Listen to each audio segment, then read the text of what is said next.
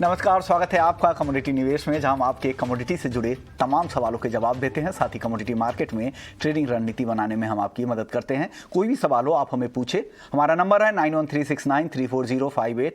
इस पर अपना नाम भेजें, अपने शहर का नाम भेजें, फिर व्हाट्सएप करें। अगर आप व्हाट्सएप नहीं करना चाहते तो नॉर्मल टेक्स्ट मैसेज के जरिए भी अपने सवाल भेज सकते हैं। साथ ही आप हमारे social media page Facebook, Instagram और ट्विटर हैंडल के जरिए भी अपने सवाल हमें भेज सकते हैं। और आज हमारे साथ 5 मेहमान हैं। विजय भंबानी हैं इक्विटी मास्टर के, हेड ऑफ रिसर्च है behavioural technical analysis equity master के। साथ ही राजीव यादव होंगे, सीनियर वीपी हैं ऑरिगो कमोडिटीज के। साथ ही राजीव कपूर साहब हैं ट्रस्ट लाइन सिक्योरिटी से, अनुज गुप्ता हैं आईएफएल सिक्योरिटी से और बिटुपन मजुमदार हैं bmazumdar.com के। आप सभी मेहमानों का ईटी नाउ स्वदेश पर स्वागत है।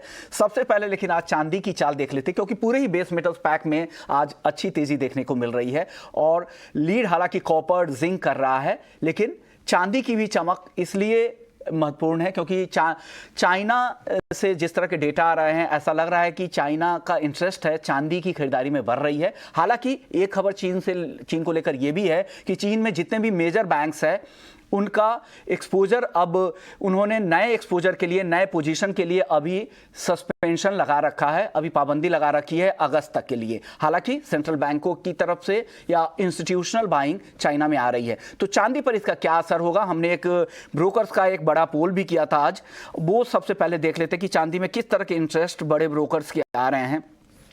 सबसे पहले एसएमसी ग्लोबल की अगर बात करें तो उन्होंने 68,000 का टारगेट दिया है अगले 5 महीने के लिए चांदी का। वहीं मोतीलाल ओसवाल, उनका भी टारगेट चांदी के लिए 68,000 रुपए का ही है। कुबर्जी ग्रुप 65,000 से 67,000 रुपए तक का टारगेट कुबर्जी ग्रुप का है। Kedia commodity 66,000, Kotak security 65,000, trust line 65,000। इसके अलावा बाकी जो ब्रोकरेज हाउस हैं उन्होंने भी 64,000 से 61,000 के बीच में टारगेट दिया है, चाहे वो एचडीएफसी सिक्योरिटीज हो, ट्रेडबुल सिक्योरिटीज हो या फिर आनंद राठी। लेकिन एकमात्र ब्रोकरेज हाउस आईआईएफएल सिक्योरिटीज, उनको लगता है कि चांदी में यहाँ से बहुत तेजी नहीं है, उनका कंजर्वेटिव व्यू है। उनको लगता है कि 54,000 के आसपास चांदी रह सकती है अगले 5 महीने में। उन्होंने एक एवरेज प्राइस यहां पर एक टारगेट दिया है। हालांकि आईएफएल सिक्योरिटीज से हमारे साथ अनुज जी हैं भी। अनुज जी, आपका टारगेट काफी कंजर्वेटिव है, इकलौते आप ऐसे ब्रोकरेज हाउस है जिन्होंने 54,000 का टारगेट दिया है। इसके पीछे आप लोगों के तर्क क्या हैं? विष्णु जी, देखिए इसके पीछे जो तर्क है, एक तो ये इंटरेस्ट रेट जिस तरीके से अग्रेसिवली बढ़ रहा है वो थोड़ा सा मार्केट को कंजर्वेटिव रखेगा। दूसरा, $20 मार्केट ने ब्रीच किया है, जो कि 2020 के स्तर था, उसको मार्केट ने यहाँ पर ब्रीच किया है। तो हमारा view technical point of view से है, क्योंकि $20 को मार्केट ब्रेक करने के बाद हमें लगता है कि मार्केट में ना तो आपको ज्यादा तेजी देखने को मिलेगी, ना ज्यादा मंदी देखने को मिलेगी। तो एक कंजर्वेटिव मोड में मार्केट यहाँ पर ट्रेड करता हुआ दिखाई देगा, क्योंकि $20 अब वापस ब्रेक करना मुझे लगता है कि थोड़ा सा टाइम लगेगा। क्योंकि अगर आप टेक्निकल पे चार्ट्स पे देखेंगे तो मार्केट पहले $30 को मार्केट ने रेजिस्टेंस फेस किया, उसके बाद $27, फिर उसके बाद करीबन $22 को, और अब $20 का। तो कंटिन्यूसली मार्केट एक lower top lower bottom formation बनाता हुआ दिख रहा है, जहां पर हम कंटिन्यूसली सेलिंग आते हुए देख रहे हैं। तो मुझे लगता है कि मार्केट अभी जो एक रेंज है $16 की से लेकर $20 के बीच मार्केट मूव करता हुआ दिखाई देगा। और मुझे लगता है कि मार्केट अभी इसी मॉडरेट फॉर्म में ट्रेड करेगा, क्योंकि जिस तरीके से इंटरेस्ट रेट बढ़े हैं और जिस तरीके से आपका डॉलर इंडेक्स 20 साल के हाइस पर आया है, उससे हमें लगता है कि सभी एसेट क्लास में एक ज्यादा तेजी अभी यहाँ पर देखने को नहीं मिलेगी। हो सकता है कि आपको आने वाले दिनों में या फिर हम देखें तो अगले साल आपको अगेन एक तेजी देखने को मिले, मगर फिलहाल मुझे लगता है कि अभी आने वाले 3 या 4 महीने में मार्केट एक मॉडरेट फॉर्म में ट्रेड करता हुआ दिखाई देगा। विजय जी, आपको क्या लगता है, चांदी जो करंट लेवल है यहां पर खरीदारी बनती है या अभी और नीचे आने दे तब खरीदारी करे, या आपका खरीदारी का व्यू नहीं है चांदी में?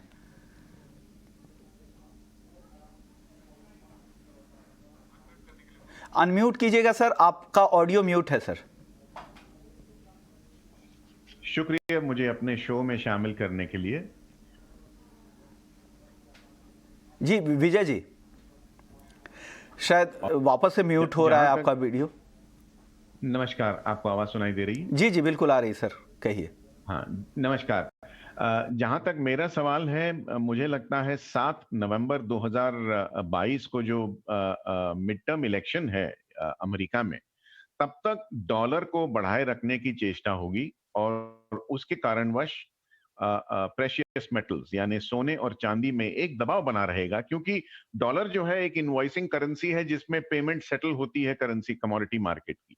तो अगर डॉलर मजबूत होता है तो सोना और चांदी घटे हुए रहे, गिरे दबे हुए रहेंगे। और जो तेजी आनी होगी, अच्छी खासी तेजी जो आनी होगी, वो इलेक्शन के बाद ही आएगी। तो 4 से 5 महीने जो है चांदी में एक दायरे बंद कारोबार है। जहां सपोर्ट की बात करें तो जब तक 52,200 के ऊपर बना रहता है चांदी का दाम, एमसीएक्स में प्रॉम्प्ट मंथ फ्यूचर्स की बात कर रहा हूं, तब तक तो ठीक ठाक है, लंबे अवधि में तेजी बनी हुई है। लेकिन 58,750 के ऊपर एक ब्रेकआउट आना चाहिए, उसके ऊपर लगातार चांदी को ट्रेड करके रहना होगा, तब जाकर कहीं नई खरीदारी करने का माहौल बनेगा। लेकिन जैसा मैंने कहा, जब तक डॉलर बना है, मजबूत बना हुआ है, और ये मिड टर्म इलेक्शन तक बने हुए रहने की संभावना भी है, तब तक धातुओं में प्रेशर रहेगा। तो मेरा जो टारगेट है चांदी के लिए वो 65,000 से ज्यादा का है, लेकिन सन 2023 में, सन 2022 में नहीं। यानी सन 2023 में, इस साल इनको तेजी नहीं लग रही है, 2023 में तेजी रही, यानी लंबी अवधि के जो निवेशक है वो यहाँ पे खरीदे, ऐसा विजय जी मानते हैं। चलिए, मेटल की बात हो रही है तो कॉपर की भी बात कर लेते हैं, क्योंकि आज बेस मेटल में सबसे ज्यादा तेजी हम कॉपर में ही देख रहे हैं। अब बिटूपन, आपको क्या लग रहा है कॉपर में क्या करना चाहिए? क्रिश का सवाल भी है, हमारे रेगुलर कॉलर है दिल्ली से, वो जानना चाह रहा है कि क्या करना चाहिए मौजूदा लेवल्स पे कॉपर में। बिटूपन, देखिए, कॉपर या पूरे कमोडिटीज कॉम्प्लेक्स में थोड़ा सा पुल बैक आ रहा है फिलहाल के लिए, जो भी पुल बैक है, लेकिन जो भी पुल बैक है इतना ज्यादा स्ट्रांग नहीं लग रहा है, क्योंकि जिस तरह से डॉलर का डिक्लाइन हुआ है और जिस तरह से डॉलर इंडेक्स का स्लाइड हुआ है, उस तरह से मार्केट में पुल बैक नहीं है। और जिस तरह से इक्विटीज में भी जिस तरह का परफॉर्मेंस है, यूएस इक्विटीज या आप नैस्डैक देख लो, डाउ जोन्स देख लो, उस तरह से मार्केट में नहीं है अभी फिलहाल। तो डॉलर इंडेक्स पुल बैक पे अभी शायद अभी पुल बैक लेने के लिए कोशिश करेगा। तो मुझे नहीं लग रहा कि कॉपर में कोई जो बेयरिश ट्रेंड है वो बड़ा चेंजेस होने वाला है गोइंग फॉरवर्ड। इंट्राडे में शायद यहाँ से थोड़ा पुल बैक आ जाए 640 641 में, तो प्रॉब्ली उस एरिया में हम लोग शायद probably we should go for a short. 640 647 के आसपास एक और फर्दर रेजिस्टेंस है, उसके ऊपर स्टॉप लॉस लगाना है। तो अभी फिलहाल के लिए मॉडरेट पुल बैक पे है, लेकिन गोइंग फॉरवर्ड मुझे नहीं लग रहा कि कोई बड़ा तेजी है मार्केट में, और सेल ऑन राइज वाला स्ट्रेटेजी रहेगा। और इंडस्ट्रियल कमोडिटीज का जो पूरे पैक है पुल बैक पे है, लेकिन गोइंग फॉरवर्ड ये फर्दर स्लाइड दिखा सकता है। टाइम फ्रेम हमेशा ध्यान रखें, जब भी आप ट्रेड करें डिसिप्लिन का ध्यान रखें। ये इंट्राडे या 1-2 दिन के लिए हो सकता है, पोजिशनल अभी भी जितने भी एक्सपर्ट्स हैं वो बहुत तेजी की उम्मीद नहीं कर रहे हैं। पुल बैक रैली के लिए आप यहां पर ट्रेड कर सकते हैं। स्टॉप लॉस जरूर ध्यान रखिएगा 624 का। अगले दर्शक भी राहुल है मुंबई से, कॉपर 10 लॉट इनको खरीदना है, क्या खरीदे, किस भाव पर खरीदे, क्या करना चाहिए? राजीव जी काफी हेवी बाइंग करना चाहते हैं। Good evening Vishnu ji. देखिए, कॉपर में जहां तक सवाल है, अभी बड़ी अवधि के लिए तो खरीदारी मैं भी नहीं से एडवाइस करूंगा, और अभी ऐसा कोई संकेत भी नहीं है कि बड़ी अवधि पे कॉपर के ट्रेंड के चेंज होने के कोई संकेत मिल रहे हैं। डेफिनेटली इंट्राडे में मुझे लगता है कि मार्केट एक बार 640 645 तक जा सकता है 1 या 2 दिन के लिए। थोड़ा सा इसमें कुछ आर्ली चार्ट पे अगर मैं देखूं तो फॉर्मेशंस देखने को मिल रहे हैं, और 632 के आसपास में खरीदारी कर सकते हैं। बट 10 लॉट के लिए मैं एडवाइस नहीं करूंगा इन्हें, बिकॉज इंट्राडे का प्योर एक ट्रेड है। 628 का स्टॉप लॉस रखना है, 640 से 642 का टारगेट रखना है। अदरवाइज विष्णु जी, इसमें अगर ट्रेंड रिवर्सल की बात करेंगे तो मार्केट को कॉपर की at least should close above 650 for 2 to 3 days, तब हम एक इसमें इंटरमीडिएट एक रिवर्सल देखेंगे, जिसमें market then can test back 690 to 700। But 650 के ऊपर जब तक 2 या 3 दिन लगातार बंद नहीं होता है, रिवर्सल की अभी संभावना नहीं लग रही है अपसाइड में। यानी दोनों ही जानकारों ने अभी यही बताया कि बिटुपन जी ने भी और राजीव जी ने भी कि आपको पुल बैक रैली के लिए यहाँ पे सिर्फ इंट्राडे के लिए ट्रेड करना है, पोजिशनल व्यू नहीं अभी बनाए। अभी 650 का जो रेजिस्टेंस है उसके ऊपर 2-3 दिन क्लोजिंग होने दे, उसके बाद नया व्यू तेजी का बनाए। अदरवाइज आज सुबह में भी 2 एक्सपर्ट्स यही बता रहे थे कि 600 से 650 का रेंज रहेगा पोजिशनल वायर के लिए, इंट्राडे के लिए नहीं। तो अगर आपको बेचना है तो 650 के आसपास बेचे और नीचे की तरफ 600 के आसपास वापस से एंट्री ले सकते हैं। चलिए, अगले दर्शक अल्पेश है राजकोट से। अनुज जी, इन्होंने क्रूड की 9000 स्ट्राइक की कॉल चाह रहे हैं खरीदना, क्या करना चाहिए? काफी आउट ऑफ मनी हो जाएगा। देखिए, मुझे लगता नहीं है कि उसको लेना चाहिए, क्योंकि अगर आप देखेंगे तो इंटरनेशनल मार्केट में करीबन $105 के आसपास प्राइस चल रहे हैं।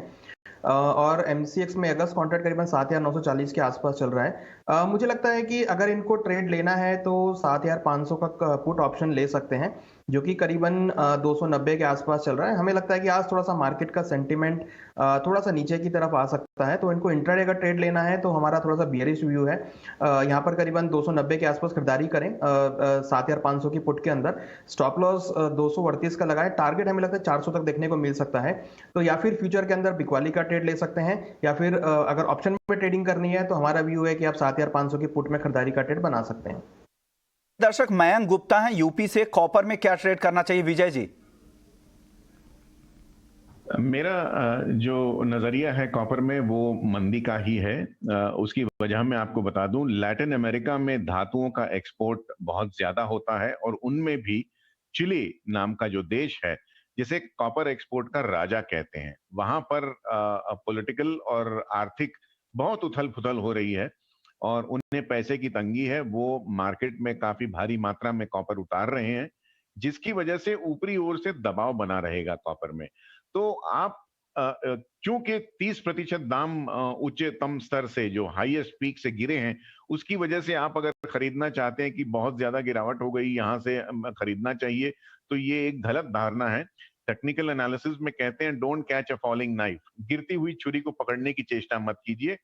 मुझे लगता है ये अगर नीचे आने को आमादा हो जाए तो शायद 580 590 भी दिखा देगा आपको गिरावट के स्तर में।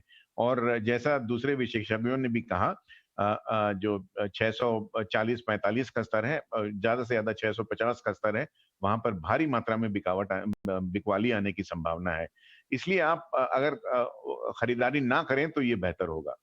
दविंदर हैं लुधियाना से अगले कॉलर। क्रूड और नेचुरल गैस में शॉर्ट पोजीशन है। नेचुरल गैस इन्होंने 455 से 535 के बीच में शॉर्ट कर रखा है और काफी हेवी लॉट 32 लॉट ये कह रहे हैं कि शॉर्ट है इनके पोजीशन। क्या लग रहा है बिटुपन यहां से क्रूड और नेचुरल गैस में? पहला तो नेचुरल गैस का मैं बता दूं, नेचुरल गैस में अब जब तक ये 570 का जो सपोर्ट है तब तक ये बुलिश में ही है फिलहाल के सिनेरियो, और ये 602 अगर टूट जाता है ऊपर तो ये रिजम्पशन रहेगा अप ट्रेंड का। तो उसका अगर 602 तोड़ लेगा तो ऊपर चला जाएगा। तो उनका कोई भी शॉर्ट पोजीशंस है तो उनको 602 के ऊपर स्टॉप लॉस लगाना पड़ेगा। अभी थोड़ा मोमेंटम पॉजिटिव ही लग रहा है, शायद ज्यादा सेलिंग नहीं लग रहा है, लेकिन फर्दर गोइंग फॉरवर्ड ओवरनाइट में ऐसा होता है यूएस मार्केट में कि ऊपर 600 नहीं ब्रेक करके नीचे 570 ब्रेक करता है, तो तब शायद तभी सेलिंग आ सकता है, फिलहाल तो नहीं। और क्रूड ऑयल में मैं बताता हूँ, देखिए क्रूड ऑयल में थोड़ा सा भी मॉडरेट डिक्लाइन अभी फिलहाल के लिए है, लेकिन 7800 7850 ये सब जो एरिया है यहाँ पे शायद मार्केट सपोर्ट ले सकता है। और यूएस का डेटा जो है डीओई का, वो भी शायद प्रोबेबली मार्केट को सपोर्ट कर सकता है। फिलहाल के लिए क्रूड ऑयल में मेरे हिसाब से नीचे लेवल पे बाय करना would be better idea, that for intraday only, holding perspective नहीं। तो नीचे लेवल पे बाय कर सकते हैं क्रूड ऑयल 78 20 40 के आसपास, 77 के नीचे स्टॉप लॉस लगा के। इंट्राडे रिकवरी हम लोग एक्सपेक्ट कर सकते हैं 8050 8100 तक। तो बड़ा तेजी भी नहीं, बड़ा मंदी भी नहीं, थोड़ा रेंज बाउंड मार्केट मुझे क्रूड ऑयल दिख रहा है। और फर्दर नेचुरल गैस में अभी फिलहाल मार्केट तेज में है। अगले दर्शक गुगले हैं महाराष्ट्र से। नेचुरल गैस 520 स्ट्राइक का पुट ऑप्शन इन्होंने खरीदा है, क्या करना चाहिए? 520 स्ट्राइक का पुट ऑप्शन है इनके पास, अब नुकसान हो रहा है। राजीव जी क्या करें? देखिए विश्वमोहन जी, ऑलरेडी मार्केट जो है नेचुरल गैस का 590 के आसपास है और इन्होंने अगर करंट मंथ का लिया तो इनके पास 2 ही दिन बचे होंगे पुट ऑप्शन को काटने के लिए। मुझे लगता नहीं है कि 520 अभी 1 या 2 दिन में नेचुरल गैस आना चाहिए। हालांकि नेचुरल गैस में ये कहना भी बहुत मुश्किल है कि एक दिन में 50 रुपए गिरेगा या नहीं गिरेगा, या बढ़ेगा या नहीं बढ़ेगा, क्योंकि एक दिन में हमने इसमें 50 से 60 रुपए की मूवमेंट इजीली आते हुए देखी है। 3 दिन से देखिए विश्वमोहन जी, एक ये कॉन्ट्रैक्शन में है। मतलब 3 दिन पहले जो प्राइस था उससे 1 दिन पहले थोड़ा प्राइस रेंज छोटा हुआ, आज भी कल के प्राइस रेंज के अंदर ही है मार्केट। तो जैसा कि बिटुपन ने भी बताया कि 570 एक इंपॉर्टेंट सपोर्ट है। अगर 565 के नीचे नेचुरल गैस सस्टेन कर जाता है तब इनके कुछ चांसेस बन सकते हैं पुट के बढ़ने के। बट उस गिरावट में अगर ये 565 के नीचे गिरता है मार्केट और उस गिरावट में अगर पुट ऑप्शन के प्राइसेस बढ़ते हैं तो मैं इन्हें एडवाइस करूंगा निकल जाएं, क्योंकि टाइम नहीं है, 2 ही दिन का समय है और 2 दिन के बाद ये ऑप्शंस जो हैं एक्सपायर हो जाएंगे अगर आउट ऑफ द मनी रह गई तो एडवाइस रहेगी कि अगर 565 के नीचे प्राइस सस्टेन करते हैं और 530 to 545 आते हैं। इस दौरान जो भी ऑप्शन में एप्रिसिएशन हो उस दौरान में एग्जिट कर लें। चलिए, अब कुछ सवाल जवाब के बाद अब बारी हो गई है मॉनसून अपडेट का और सोइंग की अपडेट जानने का।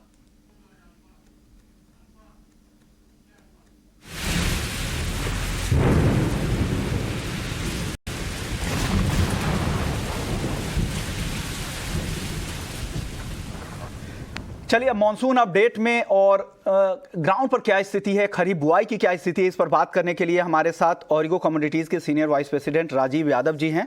लंबा अनुभव है कमोडिटी मार्केट का सर आपके पास, कारगिल और ओलम इंटरनेशनल जैसे कंपनियों में आप काम कर चुके हैं। सर, जिस तरह की ताज़ा स्थिति बन रही है, कहीं बारिश बहुत ज़्यादा हो रही है, कहीं सूखे की स्थिति है। यूपी, झारखंड, बिहार या फिर पश्चिम बंगाल की बात करें, वहाँ पर काफ़ी डेफिसिट है मॉनसून को लेकर। वहीं तेलंगाना जैसे राज्य हो, गुजरात हो, एमपी हो, महाराष्ट्र में, वहाँ इतनी बारिश हो रही है कि कई फसलों को नुकसान हो रहा है, चाहे वो सोयाबीन हो या फिर कॉटन की फसलों को। तो ऐसे में क्या लग रहा है, किस तरह से स्थिति बदलेगी और एग्री कमोडिटी के ट्रेडर्स को आप क्या सलाह देंगे? जी विश्वमोहन जी, धन्यवाद। First and foremost thanks for having me on this platform. As far as monsoon is concerned, अभी तक जो प्रोग्रेस है वो अच्छी है, आई वुड से नॉर्मल है। अगर हम लॉन्ग पीरियड एवरेज से कंपेयर करें तो 12% ऊपर चल रहा है पैन इंडिया बेसिस पे। वो पूरे देश के लिए एक अच्छी खबर है। बट जो इसमें इशू है वो मॉनसून के डिस्ट्रीब्यूशन को लेके है, जो आप भी कह रहे हैं कि कुछ इलाके, कुछ राज्य जैसे Maharashtra, Gujarat, Rajasthan, western MP, these parts of the western and central India, they are having excess rains. So through this platform of yours, I would like to advise the farmers कि अगर आप सोइंग की एक्टिविटीज थोड़ा रोक दें, थोड़ा ड्रेनेज सिस्टम को proper करें, those are the activities which need to be followed at this point of time. वहीं पे अगर आप सदर्न पेनिनसुला की बात करें तो तेलंगाना में, कर्नाटका में भी एक्सेस बारिश है और वहाँ के किसानों को भी हम यही वो देंगे कि प्रॉपर ड्रेनेज सिस्टम फॉलो करें जिससे वाटर लॉगिंग ना हो और क्रॉप्स को डैमेज ना हो। If I look at overall pan India basis, अभी क्रॉप डैमेज का कहीं से कोई इतना सीरियस कंसर्न्स आने नहीं लगा है।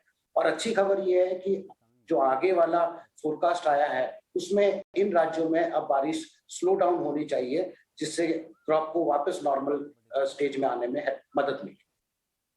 पैडी की बात करते हैं और मेज की। पैडी खास करके काफी डेफिसिट यहां पर दिख रही है।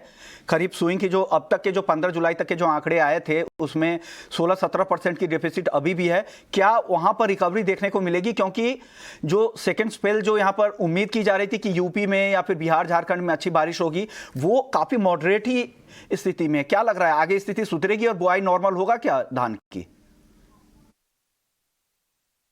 वेस्ट बंगाल, झारखंड, बिहार और यूपी, ये राज्यों में पैडी की सोइंग भी होती है और फिलहाल यहाँ पे रेन डेफिशिएंट भी था। लेकिन एज आई सेड, आने वाले फोरकास्ट में इन इलाकों में अच्छी बारिश बताई जा रही है, जिससे सोइंग को वापस स्पीड पकड़ने का मौका मिलेगा। और जो हमारा अभी शॉर्टफॉल चल रहा है सोइंग की एकरेजेस में, पैडी में और मेज में, ये दोनों ही जल्दी ही रिकवर हों। राजीव जी, कॉटन को लेकर कई सारे दर्शकों के सवाल भी आते रहते हैं। कॉटन को लेकर क्या लग रहा है? एक बड़ी तेजी के बाद एक नरमी भी आई, वापस से अब धीरे धीरे हल्की तेजी दिख रही है। आगे क्या उम्मीद करें, इंतजार करें? किसानों को क्या करना चाहिए? कॉटन किसानों को क्या सलाह दे रहे हैं आप?